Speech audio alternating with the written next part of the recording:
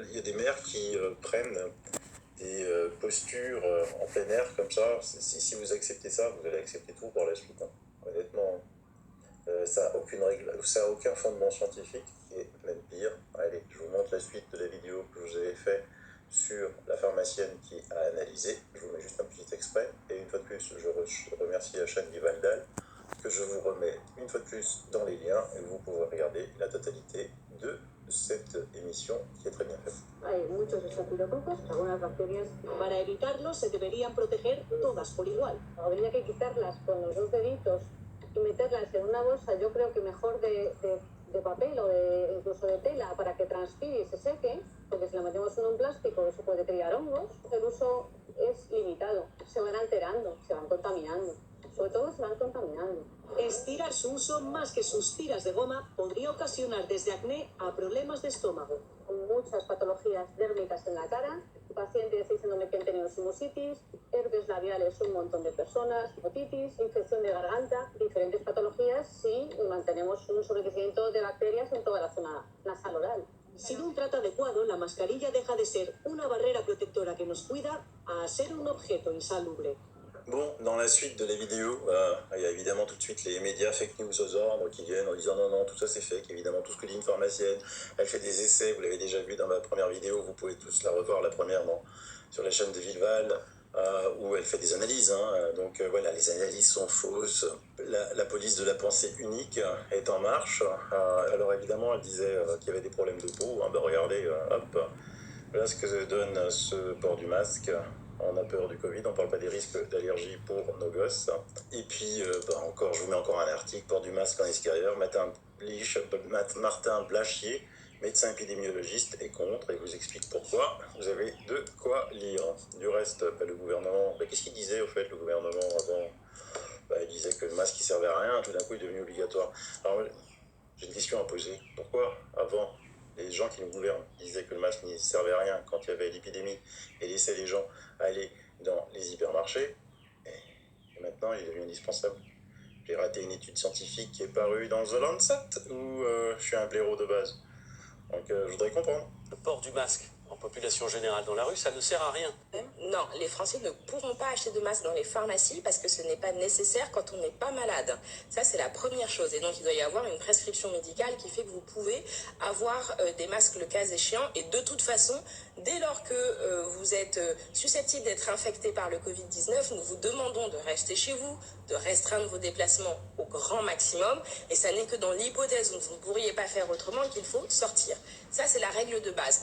Dans les pharmacies, le stock d'État qui se monte aujourd'hui à 110 millions de masques et que nous avons pu renforcer grâce à la réquisition que nous avons effectuée, ces stocks de masques, ils servent en priorité aux soignants. La doctrine d'emploi pour ce qui est des forces de l'ordre, pour revenir sur ce sujet-là, c'est que les masques ne sont utiles que dès lors que vous êtes en proximité immédiate avec, quand vous êtes policier et gendarme, avec quelqu'un qui est susceptible d'être infecté au Covid-19. Mais pour la population en général, il n'y a aucune indication à porter un masque. Aujourd'hui, le masque bleu ne protège de rien. Et par ailleurs, nous avons des dizaines de millions de masques en stock en cas d'urgence de santé publique pour l'émergence d'un virus ou d'une bactérie. Donc tout cela est parfaitement géré par les autorités. Et si un jour il fallait porter un masque, nous distribuerions le masque. Il n'y a absolument aucune raison d'aller en acheter en pharmacie. Concernant le port de masque, nous continuons tous à voir beaucoup de personnes dans les rues avec des masques chirurgicaux, des masques de protection de type P2, de type P3 parfois. On peut comprendre leur inquiétude dans cette situation totalement inédite, mais c'est vraiment, je le rappelle, une denrée rare, une ressource précieuse pour les soignants et totalement inutile pour toute personne dans la rue. J'aimerais rappeler que seul le personnel soignant et les malades dans leur chambre ont besoin de porter un masque. Pour les personnes qui circulent non contaminées, il n'y a pas de sens à porter ce masque lors des déplacements autorisés. La meilleure des protections, ce sont les gestes barrières, c'est le lavage des mains très régulier, c'est le maintien de cette distance sociale d'1 mètre partout et tout le temps qui n'est pas respectée. On le voit dans les files d'attente, on le voit devant les magasins. Et le respect strict des mesures de confinement avec cet objectif de voir le moins de personnes extérieures à votre foyer possible chaque jour. Comment des gens qui vous ont menti en disant qu'ils servaient à rien. Que si c'était indispensable, on vous les donnerait, alors qu'il faut les acheter. En expliquant que le masque ne protège pas. Maintenant, vous pouvez les écouter en disant que le masque protège, vous devez donc l'acheter. Et en plus, sans parler du confinement, où on a démontré dans plusieurs émissions que les pays qui n'ont pas confiné ont eu des réussites plus importantes que nous. Je remercie, j'ai pris ces anonymes citoyens, comment le gouvernement a changé d'avis sur le port du masque. Voilà, si vous avez envie de lire sur Twitter, c'est assez fabuleux. Donc pour vous prouver que ce masque ne sert à rien, de toute façon la démonstration elle est simple, puisque maintenant depuis plus d'un mois et demi, il y a eu des rassemblements massifs partout dans le monde. Les Black Lives Matter, les manifestations allemandes, les fêtes de la musique, des grandes fêtes un petit peu partout. On a toujours annoncé le lendemain, tous les médecins aux ordres de Big Pharma qu'il y allait avoir des clusters énormes. Il ne s'est rien passé. Et donc on va surveiller deux potentiels clusters. Donc Berlin 1er août, le juge de paix, on prend octobre au 1er août et on regarde la courbe des admissions à l'hôpital dans 7 jours. 1,5 million de personnes, on va dire 500 000, 600 000, 700 000, et ils étaient là, on verra s'il y a une explosion dans une semaine en Allemagne.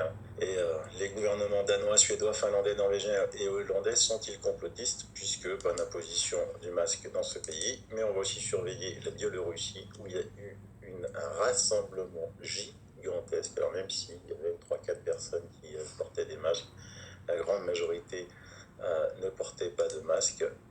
C'était aussi hier pour un meeting politique en Biélorussie. C'était des centaines de milliers de personnes. Donc voilà, dans les petites nouvelles que j'ai à vous donner, aussi dans les mensonges, vous avez un rapport. L'étude utilisée par le Dr Fauci pour condamner l'utilisation de l'hydroxychloroquine a été démystifiée, mais le New England Journal of Medicine ne publiera pas cette mise à jour de sauvetage. Le Dr Fauci a récemment utilisé une autre étude rapportée pour démystifier l'utilisation de l'hydroxychloroquine comme traitement viable pour sauver la vie de personnes atteintes du coronavirus chinois, mais l'examen du rapport par un expert montre que l'étude confirmait en fait que l'hydroxychloroquine sauve des vies et non l'inverse. Vous voyez, c'est toujours pareil avec ces grands labos, parce que souvent on entend dire « Ah mais pourquoi c'est pas publié ?» Parce qu'ils sont tenus, ils sont tenus ces grandes revues scientifiques. D'ailleurs, Richard Norton, directeur du Lancet, l'a avoué lui-même. Les médecins du Deep State font tout ce qu'ils peuvent pour déformer la vérité sur l'hydroxychloroquine. Cela a-t-il quelque chose à voir avec l'argent ou le pouvoir? Mais c'est pire que ça. Nos amis belges, vous avez une excellente étude que je vous mets de François sur la Belgique. Masque et confusion entre tests positifs et vrais malades. Dommage. Je vous conseille de le lire, de le diffuser partout chez vous, les Belges. Je vous mets un petit extrait ici. Rappel du début de l'épidémie Covid-19 en Belgique. Les autorités sanitaires belges ont cru aveuglément les prédictions apocalyptiques de l'OMS et de Ferguson. Vous savez, ce statisticien fou de l'Imperial College de Londres, financé par Bill Gates. Suivant cela, les tristes décisions de la France a imposé très tôt un confinement policier sévère à leur population, contrairement à leurs voisins néerlandais. Les conséquences sur la mortalité seront tragiques en France, en Italie et évidemment en Belgique. Ce confinement a été suivi d'une augmentation rapide des infections, alors que leurs voisins Pays-Bas non confinés bénéficiaient d'une progression moins rapide et moins importante qu'eux. Évolution des contaminations quotidiennes en Belgique, confinée le 17 mars, et aux Pays-Bas libre. Vous voyez qu'à partir que les Belges ont confiné, ça a explosé, alors qu'aux Pays-Bas, le nombre de cas a moins explosé. Encore une preuve supplémentaire que le confinement ne sert à rien. Mais de toute façon, c'est simple, les pays qui ont le plus confiné, c'est là où il y a le plus de morts. Pour avoir vraiment taux de mortalité, taux de létalité.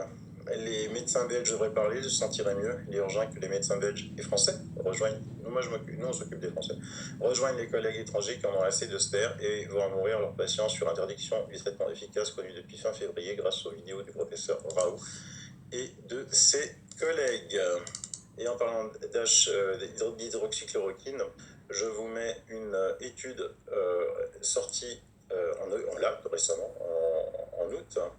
Je vous traduis des tests in vitro de l'association hydroxychloroquine azithromycine sur le SARS-CoV-2 montrent un effet synergique. Highlights les points forts, l'émergence et la propagation du SARS-CoV-2 nécessitent de trouver d'urgence des thérapies. La réutilisation de médicaments est la meilleure stratégie pour de vieux médicaments pour une réponse thérapeutique rapide. L'azithromycine et l'hydroxychloroquine présentent un effet synergique sur la réplication. Les concentrations de médicaments sont plus compatibles avec les concentrations in vivo. Voilà, je vous laisse cette étude, elle est très bien faite. Il va y avoir d'autres études qui vont sortir, dont une assez conséquente italienne. Je vous la montrerai. Sinon, aux États-Unis, je vous en parlerai peut-être demain. Matt Gaetz, un républicain, a découvert que Mark Zuckerberg de Facebook avait menti. Donc, vous savez, aux États-Unis, le parjure, c'est quelque chose d'assez extraordinaire. Pour les plus jeunes, avant, quand vous alliez aux États-Unis, vous preniez un vol pour les États-Unis, vous deviez remplir un document. Et dans ce document, vous deviez cocher la case est-ce que vous allez aux États-Unis pour tuer le président américain? Évidemment, vous répondiez non. Mais en répondant non, ça veut dire que si vous tuiez le président américain, en fait, vous avez fait un parjure, parce que vous aviez dit que vous n'y alliez pas. Et aux États-Unis, dans les tribunaux, vous jurez sur la Bible. Et chez eux, c'est minimum 20 ans, un parjure. Minimum 20 ans. C'est comme ça, c'est pas moi qui fais les lois US, c'est comme ça. Il y aura une petite anecdote. Il y avait Bart Seaburn qui a toujours coursé tous les astronautes, soi-disant, des missions Apollo, en disant à l'époque, je vous donne $5 000, ce qui était une somme assez conséquente, que je donnerai à une association caritative si juste devant la caméra vous me jurez sur la Bible que vous êtes allé sur la Lune. Il n'y en a aucun qui a voulu jurer, même pour une mission caritative. Pourquoi? Parce qu'il savait que si un jour on découvrait la vérité, c'était 20 ans de tôle. C'était une petite anecdote. Je vous laisse avec un blog qu'on m'a envoyé. Il est super sympa. C'est les réflexions d'un gic de Pisson-Perrier. C'est vraiment bien foutu. Je vous mets le sommaire. Parce que comme ça, vous pouvez aussi le montrer, ce blog, la plus grave crise sanitaire que la France ait connue. Nous sommes en guerre, une pandémie vraiment. Comptez tous les morts comme Covid. Donc voilà, c'est vraiment très bien fait. Il y a la Belgique, il y a le Québec. Et donc, ce serait sympa de montrer ce blog. Ça fait une arme de plus pour nous. Voilà, je vous en